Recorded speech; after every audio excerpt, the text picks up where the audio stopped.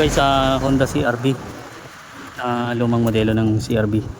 Ito yung kanyang may leak yung kanyang aircon dito sa flanks, dito sa low side ayan So bali ang sikip, kaya binaklas pa namin pati itong inangat namin itong radiator para maano lang namin to, makuha lang namin. Grabing siya, masikip. Baklasin lang namin to.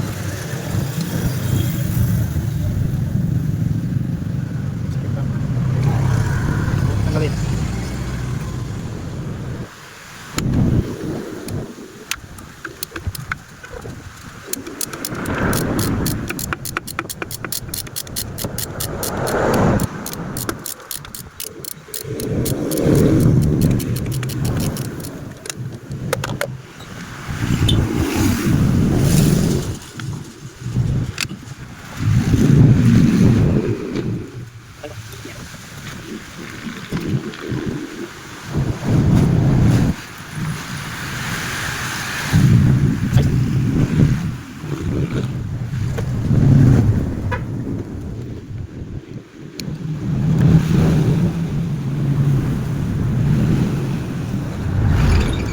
Siguro yung kanyang ring oversize, yan wala na to. Kailangan na parehas. Parehas na yan. Lagi masyado yan. So ito.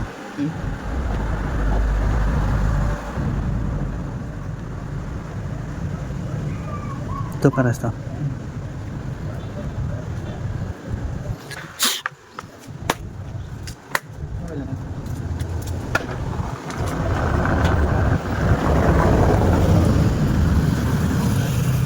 Yung niya, high side. Palitan na.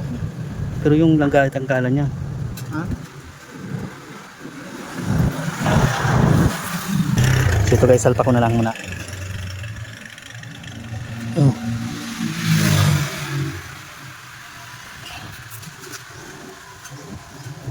May ano pala yan, abang. May abang na suruhan. Mabolt pala. Ikaw ba? Hindi ako nakabili ulam. Hindi na nakabili. Hindi, bili na ako tuna. Tuna. Bawa ko dyan gulay na manggo. Manggo? Tapos dalawang minti yata yung binili. Kaya ako pala. Ito na ako.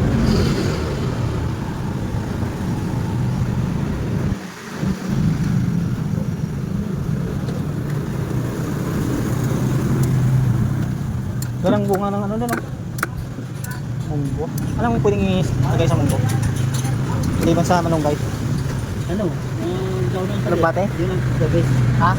Alugbate, daw ng palaya. Oo, talbos. Tapos ang malunggay. Pwede rin yan, dahon. Maya, pwede na ako. Basta? Sige, pressure. So yan guys, nakasalpak na yan. Pressurean na lang ulit namin para makita namin kung may leak pa ba siya. Sige, umangat ha. Kanina di siya makangat ang 20 lang.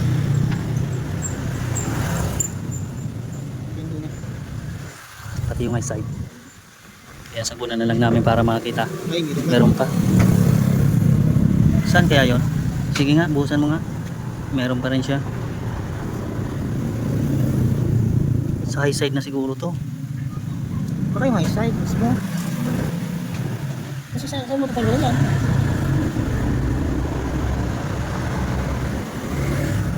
Diyan yung niya.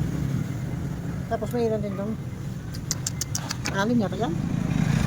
Ganun pa rin binti pa rin Hindi din makakita sa binti. Meron pa rin siya. Baklasin ulit namin to guys. So guys, binaklas na lang yung kanyang compressor dahil di matanggal yung niya. Ayun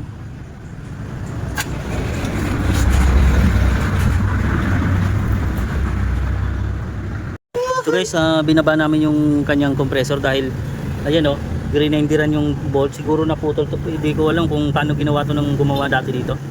Yung gumawa nitong na to. Ayan yung leak niya na dito.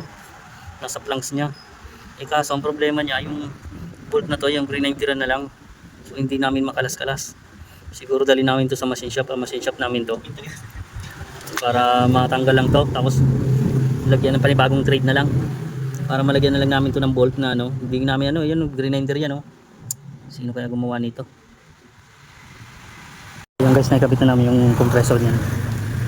So natanggal din yung ano, ginawa na lang ng paraan para matanggal yung bolt niya. Ayan oh.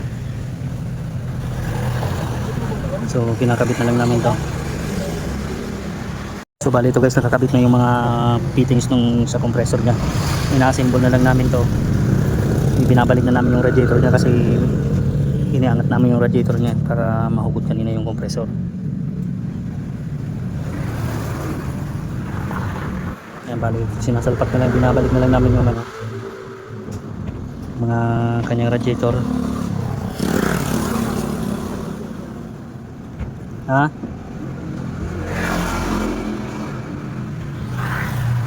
Kasi ito guys, pre-insuran ko na to para malaman kung may leak pa siya. Para mabakyam ko na pag okay na. Naikapit na namin yung mga ano yan. Pero kanina may pressure na rin to kanina. Alin, dito yun oh, bracket. Ay, dito nga. Oo nga, yung bracket mo nasaan na? Kasi isa. Yun yung isa oh.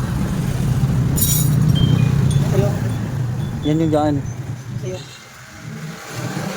So ito guys, okay na to, bakyamin na lang namin to. Ayan, nakikabit na rin namin yung mga ano, ayan, di na siya gumalaw. 100 megit.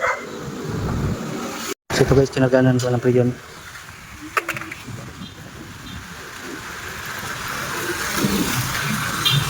Sir, pa-start sir.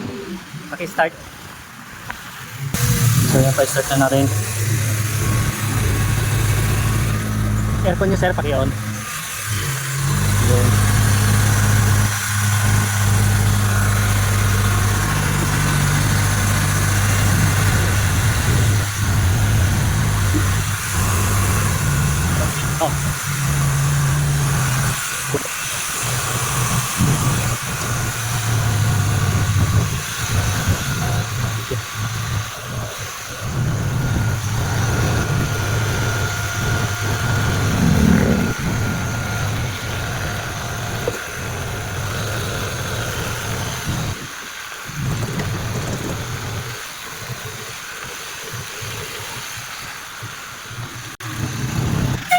Natin guys yung loob yun.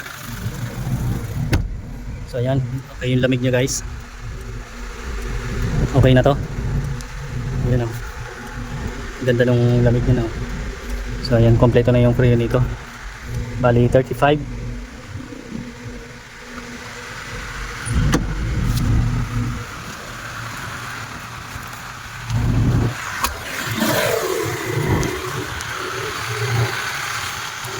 Bali yan guys, okay na to. Yan. Yung return na yung kanyang moist dun sa ano, papunta sa compressor nito na. Okay na yung lamig.